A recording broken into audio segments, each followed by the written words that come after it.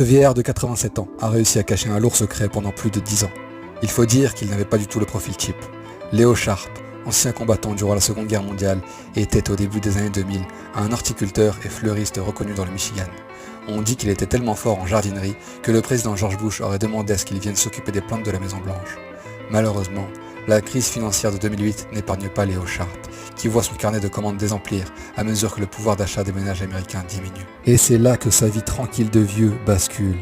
Il se fait approcher par un trafiquant, qui lui propose de transporter de la drogue au cartel mexicain.